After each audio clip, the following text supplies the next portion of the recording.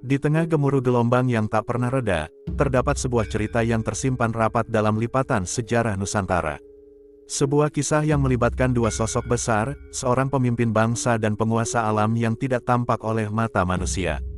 Cerita ini dimulai di sebuah malam yang penuh misteri, saat langit memancarkan cahaya rembulan yang tak biasa, dan angin laut membawa bisikan-bisikan yang hanya bisa dipahami oleh mereka yang memiliki hati yang terbuka.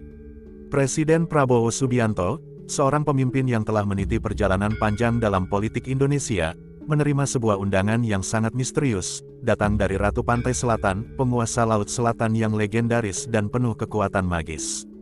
Undangan itu mengarahkannya menuju istana bawah laut yang terletak jauh di tengah samudera, tempat di mana nasib Indonesia akan dibahas, dan sebuah takdir baru bangsa ini akan ditentukan. Perjalanan yang penuh dengan teka-teki dan tantangan ini membawa Prabowo untuk bertemu dengan kekuatan yang lebih besar dari yang pernah ia bayangkan. Dalam pertemuan ini, ia tidak hanya akan berhadapan dengan masa depan bangsa, tetapi juga dengan kekuatan alam yang sudah ada sejak zaman dahulu. Ratu Pantai Selatan, dengan segala kebijaksanaan dan kekuatannya, memberikan Prabowo sebuah pusaka yang akan menentukan nasib Indonesia di masa depan. Namun, apakah Prabowo siap menanggung beban yang lebih besar dari sekadar memimpin bangsa?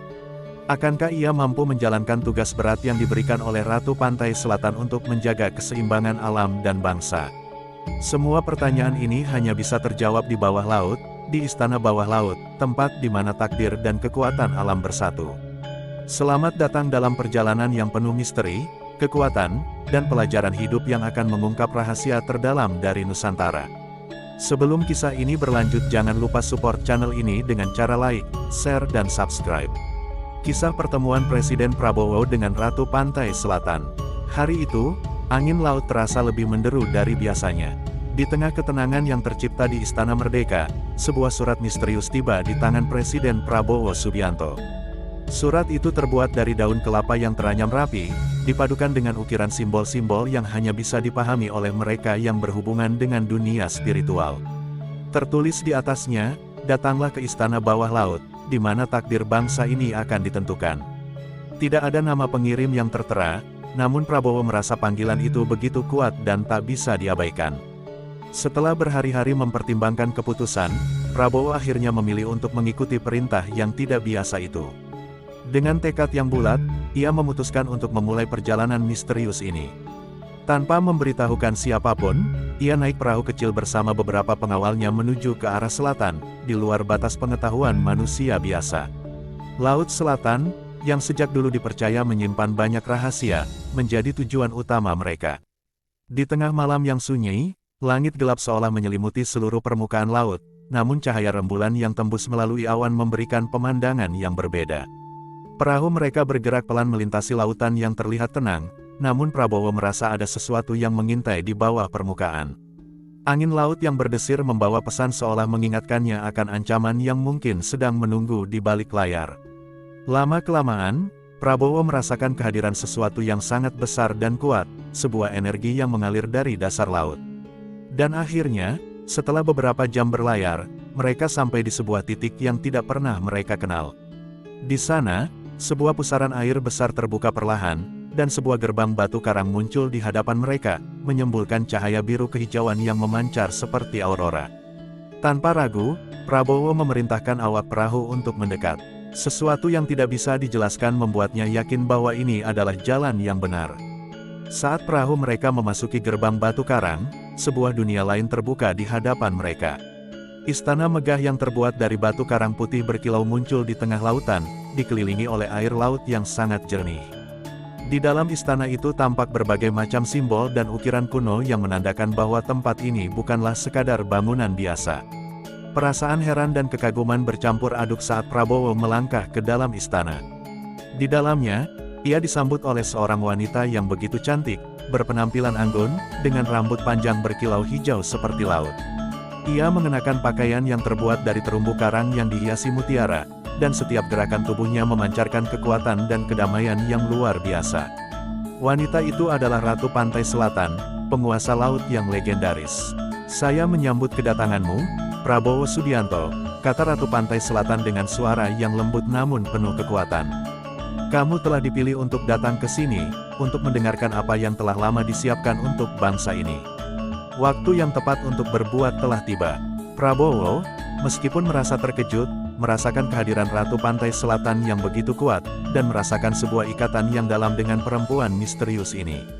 Ia pun menjawab dengan tegas, "Saya di sini untuk memahami lebih jauh tentang apa yang perlu dilakukan untuk masa depan bangsa ini." Ratu Pantai Selatan memandangnya dengan mata yang berkilau, seolah mengetahui setiap sudut pikiran dan hati Prabowo. Indonesia kini berada di ujung tanduk, Prabowo. Bangsa ini tidak hanya terancam oleh kekuatan-kekuatan manusia, tetapi juga oleh kekuatan yang lebih besar dan lebih dalam, alam itu sendiri. Tanah ini, laut ini, dan seluruh kehidupan di bumi ini saling terhubung, dan jika kamu tidak bijaksana, keseimbangan itu bisa hancur. Prabowo menatapnya dengan serius. Apa yang harus saya lakukan untuk menjaga keseimbangan itu? Apa yang menjadi tugas saya? Ratu Pantai Selatan menghela nafas panjang, seolah merasa beban yang berat. Sebagai pemimpin, kamu harus memahami bahwa tugasmu bukan hanya sekedar memimpin manusia, tetapi juga menjaga hubungan dengan alam semesta ini, dengan tanah, dengan laut, dan dengan langit. Sebuah keharmonisan yang sangat rapuh, namun sangat penting. Kamu harus menjaga dan melindungi kekuatan alam yang tak terlihat. Itu adalah tugas yang sangat berat, tapi kamu bukan sendirian. Kami, para penguasa alam, akan selalu ada untuk mendukungmu. Ratu Pantai Selatan kemudian melambaikan tangannya, dan sebuah pedang bercahaya muncul di hadapan Prabowo. Pedang itu berkilau dengan cahaya biru yang begitu kuat, seolah memancarkan energi magis yang berasal dari laut itu sendiri.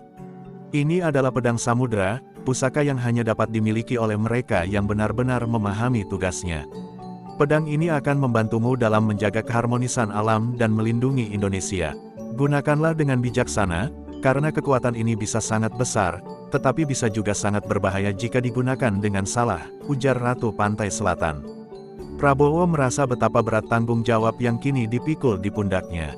Namun, ia merasa adanya kekuatan yang luar biasa, sebuah energi yang membimbing dan memberinya keyakinan. Ia mengambil pedang samudra itu dengan rasa hormat yang mendalam. Saya berjanji untuk menjaga bangsa ini, menjaga keseimbangan, dan menjalankan tugas saya dengan bijaksana. Terima kasih atas bantuan dan bimbingan yang telah Anda berikan, kata Prabowo dengan penuh tekad. Ratu Pantai Selatan tersenyum bijak. Ingatlah, Prabowo, alam ini selalu hadir untuk kita, tetapi kita juga harus menjaga dan menghormatinya. Gunakan kekuatan ini dengan penuh tanggung jawab, karena masa depan Indonesia ada di tanganmu. Setelah itu, lautan kembali tenang dan perahu Prabowo membawa dirinya kembali ke daratan. Kembali ke dunia yang penuh tantangan dan tugas besar.